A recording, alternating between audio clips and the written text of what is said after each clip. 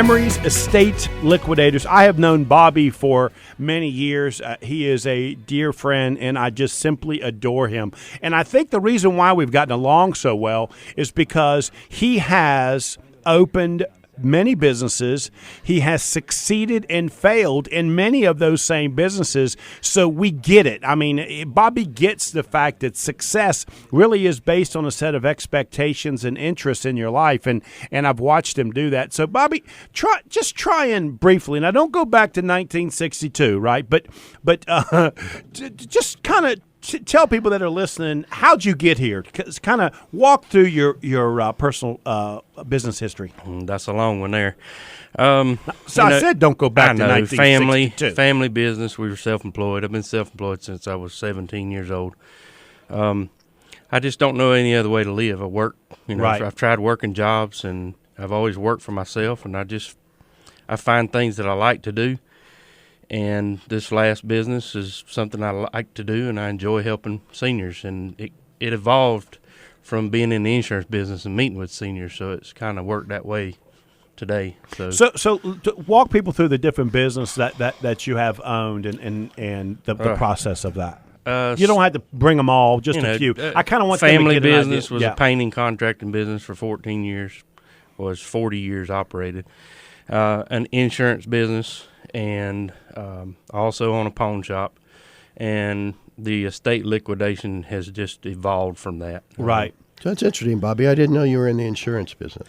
Yeah, for about 14 years. Because I that worked helps. with Durham Life. Yeah, it helps a and lot. I also worked as a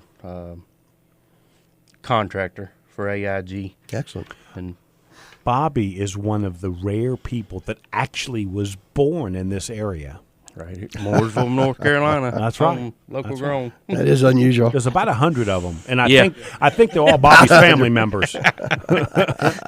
So Bobby, what is Memories Estate Liquidators? Talk a little bit about what it actually is. Memories Estate Liquidators is a local liquidation business. Also, we help seniors and other clients, or any client, there's 4 Ds in my business: death, downsizing, disability, and divorce. And I hate to put it that way, but that's the truth.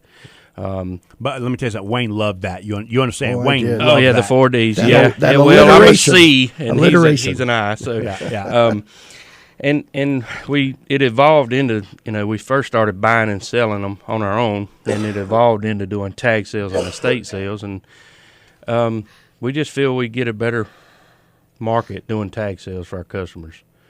Now, walk me through the process of this. So I've got an elderly mother. She's ready to either move in Wayne's basement or – why you give me that look? Why would your mother move into my basement? Because I don't want her in my house.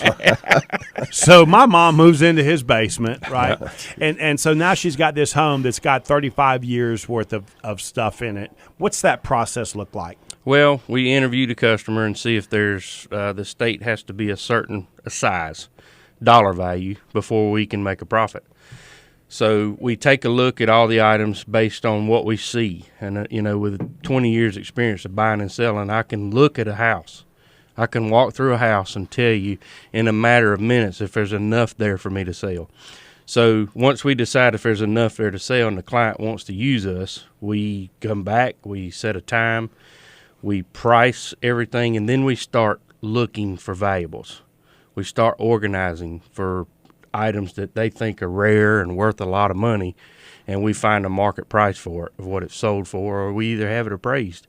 And this past one, we've had to use certified appraisers this last time, and I don't know how that's worked out yet. Right. We haven't closed the estate. Well, but and just for those of you that are listening, and I know that the truck driver is listening right now, by the way. Yep. You did. He's a buddy of ours, and you went in his garage and you literally emptied everything out of his garage that he didn't want. He just pointed to it as we were smoking cigars. Your people were picking it up, putting it in the truck, and you went and sold it for him. And then 30, 45 days later, you just handed him a check. And the thing that we, all of us, were so honored by you was that you found there was some silverware in there that ended up being much more expensive than anybody would have known. I mean, our buddy, as far as he was concerned, it was worth $5. He was just going to throw everything away. Absolutely. And so what you do is find these jewels, these hidden jewels